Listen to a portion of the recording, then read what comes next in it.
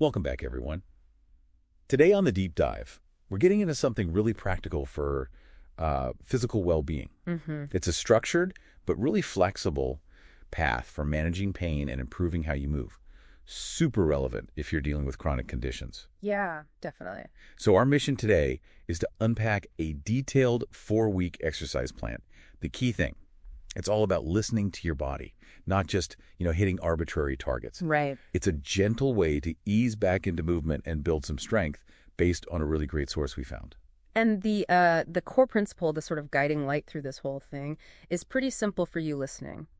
Move at your own pace and prioritize comfort over adherence to numbers. That's huge. It really is. It shifts the whole mindset, especially if you've been dealing with chronic pain.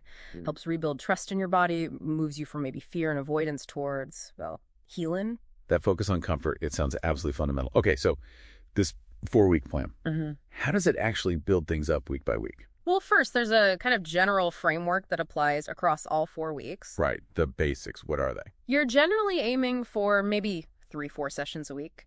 Important to get at least one rest day in there. Okay. And each session isn't massive. We're talking 20 to 30 minutes. And the intensity, low to moderate. You should be able to chat comfortably. The talk test. Exactly. And crucially, the source really hammers this home.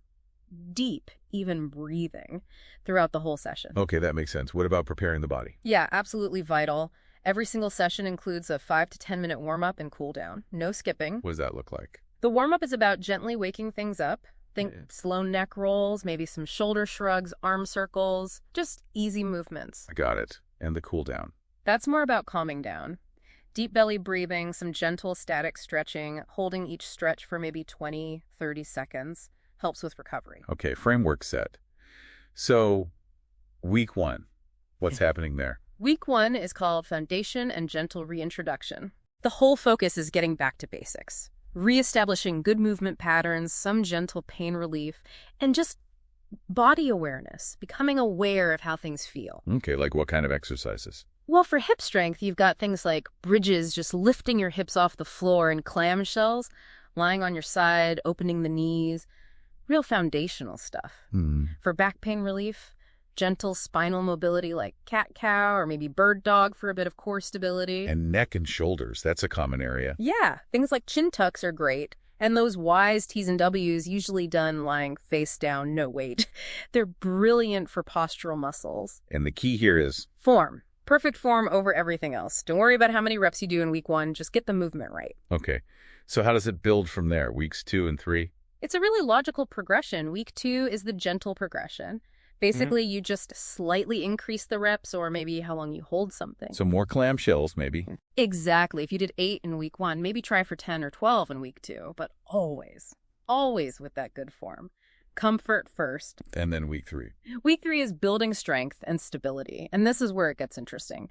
If you feel comfortable and if you're pain-free, you get the option to add some light resistance. Okay. Like what? Maybe light ankle weights for leg lifts or a light resistance band for those clamshells, but only if it feels right. It shows how the plan adapts to you. That's really smart. And week 4. Week 4 is continued progress and integration. It's really about making it stick, building consistency, solidifying the routine into a habit you can maintain. Okay. And this isn't just about the exercises themselves, is it? There's more integration. Right. There's a parallel walking integration schedule, too. Tell me about that. It encourages you to add gentle walking alongside the exercises, starting really small in week 1, maybe just 5 or 10 minutes. And then building up. Yeah, gradually increasing each week. So by week 4, you might be comfortably walking for 20 minutes.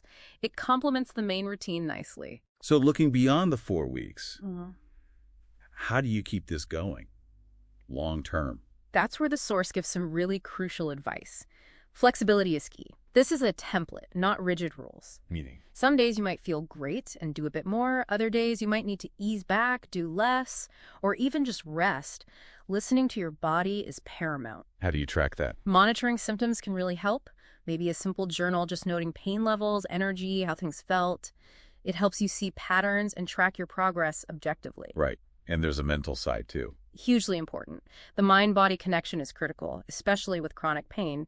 pain can sort of rewire the brain sometimes. Amplifying things. Exactly. So practices like mindfulness, meditation, even some gentle restorative yoga, they can help calm the nervous system, maybe unhook from that pain amplification cycle a bit, makes the physical stuff potentially more effective. That's a really important layer. And one specific nuance worth mentioning, maybe for conditions like endometriosis. Yeah, good point. While this kind of exercise definitely helps with systemic inflammation, that whole body response, and just general well-being, which can indirectly help symptoms, Right. but you need to be prepared for fluctuations.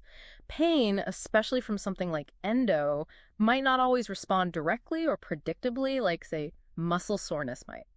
Self-awareness remains absolutely key. Don't get discouraged by ups and downs. Okay. So pulling it all together, this deep dive really shows a comprehensive but importantly adaptable plan. It seems focused on empowering you through gradual steps and really knowing yourself. Absolutely. And maybe the final thought to leave you with, thinking bigger picture.